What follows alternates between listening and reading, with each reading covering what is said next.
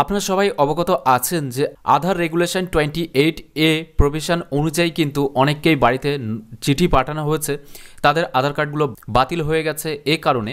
তো আর্টিকেল 28 হিসাবেও যাদের ক্ষেত্রে এখনও আধার কার্ডটি ডকুমেন্ট আপডেট করেননি, আপনি যদি আপনার আধার কার্ডটি বাতিল না করাতে চান তাহলে অনলাইনের মাধ্যমে আপনারা নিজেরাই, যেটা 14ই মার্চ লাস্ট ডেট দেয়া আছে, এই ডেটের মধ্যে সম্পূর্ণ বিনামূল্যে কিন্তু আপনারা আধার ডকুমেন্ট আপডেট সেটা করতে পারবেন। এটা করার একটাই কারণ, যখন আমরা আধার কার্ডগুলো তুলেছিলাম তখন কিন্তু কোনো রকম ডকুমেন্টস আমাদেরকে আপলোড করতে হয়নি, শুধুমাত্র যে আধার সেন্টারে গিয়ে আমরা আধার কার্ডটি তুলেছি সেই আধার সেন্টারে আমাদের যে ডকুমেন্টসটি আছে সেটা ভোটার কার্ড হতে পারে, বার্থ সার্টিফিকেট বা স্কুল সার্টিফিকেট, এই সমস্ত সার্টিফিকেটগুলো শো করিয়ে কিন্তু আধার কার্ডটি তুলেছিলাম। ফলে এই আধার কার্ড তৈরির জন্য কোনো রকম সঠিক ডকুমেন্টস কিন্তু সরকারের কাছে বা ইউআইডিআই কর্তৃপক্ষের কাছে নেই। এই কারণের জন্য পরবর্তী সময়ে কিন্তু এই আধার ডকুমেন্ট আপডেট অর্থাৎ একটা আইডেন্টিটি প্রুফ আর একটা হলো অ্যাড্রেস প্রুফ কিন্তু আপলোড করতে হবে। কথা হলো সবাইকে কি করতে হবে এমনটা কিন্তু নয়। যাদের ক্ষেত্রে আধার কার্ডের বয়স 10 বছর হয়ে গেছে বা এই 10 বছরের মধ্যে অনেকেই কিন্তু অনেকের নাম বা জন্ম তারিখ কিংবা ঠিকানা এগুলো পরিবর্তন করেছেন, আর এই সমস্ত তথ্যগুলো পরিবর্তন করার সময় কিন্তু আমাদের স্বাভাবিকভাবে ডকুমেন্টসগুলো আপলোড করতে হয় আধার সেন্টারে গিয়ে। তো এই ক্ষেত্রে কিন্তু আপনাকে করার প্রয়োজন নেই, কিন্তু যারা আধার কার্ড তোলার পর থেকে কোনো রকম কোনো চেঞ্জেস করেননি বা কোনো বায়োমেট্রিক বা ডেমোগ্রাফিক আপডেট করেননি, শুধুমাত্র তাদের ক্ষেত্রেই কিন্তু এই ডকুমেন্ট আপডেটগুলি মাস্ট অ্যান্ড ম্যান্ডেটরি করতেই হবে। যেটা লাস্ট ডেট কিন্তু নয় 14ই মার্চ, এটা হলো ফ্রিতে করার লাস্ট ডেট কিন্তু 14ই মার্চ। এর পরবর্তী সময়ে করতে গেলে আপনাকে কিন্তু টাকা দিয়ে করতে হবে, সেটা চার্জ হয়তোবা 50 টাকা হতে পারে। তো আজকের ভিডিওতে তেমনই তথ্যটা আপনাকে দেখাবো যে আপনার আধার কার্ডটি কীভাবে আপনি ডকুমেন্ট আপডেট করবেন। তো ডকুমেন্ট আপডেট করার জন্য আপনাকে যেটা করতে হবে, myaadhar.uidi.gov.in অফিসিয়াল যে ওয়েবসাইটটি আছে এটাতে আপনারা ওপেন করে নেবেন। তার আগে আধার 28-এর যে প্রভিশন বা যে রেগুলেশনটা আছে সেটা আপনাকে দেখাতে চাই।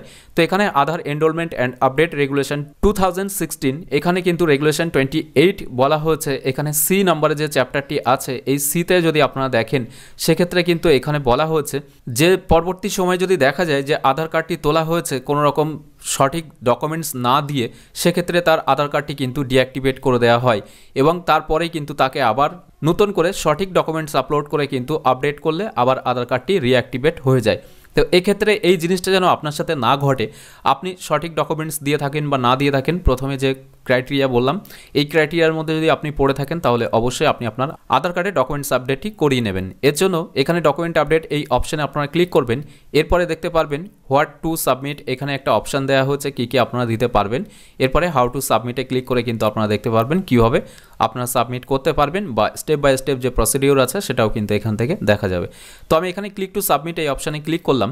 এরপরে এই জায়গাতে আধার নাম্বারটি আপনার যেটা হবে সেটা দিতে হবে, তবে অবশ্যই আপনার আধার কার্ডের সাথে যেন ফোন নাম্বারটি লিঙ্ক থাকে। এরপরে এখানে যে ক্যাপচা কোডটি শো হচ্ছে সেম টু সেম আপনারা ক্যাপচা কোডটি এখানে ইনপুট করে দেবেন। এরপরে লগ ইন উইথ ওটিপি এই বাটনে আপনারা ক্লিক করবেন। এখানে ক্লিক করার সাথে সাথে দেখতে পারবেন এখানে কিন্তু আপনার ফোনে ওটিপিটা কিন্তু চলে যাবে। তো আমার ফোনে যে ওটিপি এসছে সেটা আমি এখানে ইনপুট করে দিয়েছি। এরপরে লগ ইন অপশানে ক্লিক করলাম। লগ ইন অপশানে ক্লিক করার সাথে সাথেই কিন্তু এখানে আপনার যে ড্যাশবোর্ডটি আছে সেটা ওপেন হবে। এই জায়গাতে কিন্তু আপনাকে যেটা করতে হবে, নেক্সট যে বাটনটি আছে এই নেক্সট বাটনে ক্লিক করতে হবে। এরপরে ফের আরও একবার নেক্সট বাটনে আপনারা ক্লিক করবেন। এরপরে এখানে আপনার সমস্ত রকম তথ্যগুলো শো হবে। জাস্ট পেজটিকে স্ক্রল ডাউন করে আপনারা নিচে চলে আসবেন। নিচে আসার পরে এই জায়গাতে আপনারা একটা ক্লিক করবেন। এরপরে নেক্সট বাটনে ক্লিক করবেন। নেক্সট বাটনে ক্লিক করার সাথে সাথে ভেরিফাই কিন্তু কমপ্লিট হয়ে গেছে। এরপরে আপলোড করার জন্য কিন্তু এখানে 2 MB সাইজ হতে হবে, যেটা জেপিজি, পিএনজি বা পিডিএফ যে কোনো একটি ফাইল। এখানে আইডেন্টিটি প্রুফের জন্য যে সমস্ত ডকুমেন্টসগুলো চলবে এখান থেকে তার লিস্টটা কিন্তু দেওয়া হয়েছে।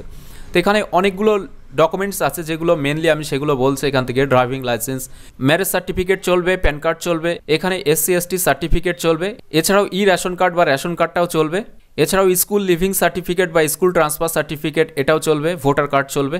তো এখান থেকে যে কোনো একটি ডকুমেন্ট আপনার যেটা আপনি দিতে চান সেটা সিলেক্ট করবেন এবং সেই ডকুমেন্টটাই কিন্তু আপনাকে ক্লিয়ার যেন বোঝা যায় সেভাবে আপলোড করতে হবে। এখানে ভিউ ডিটেলস বা আপলোড ডকুমেন্টে আপনাকে ক্লিক করতে হবে।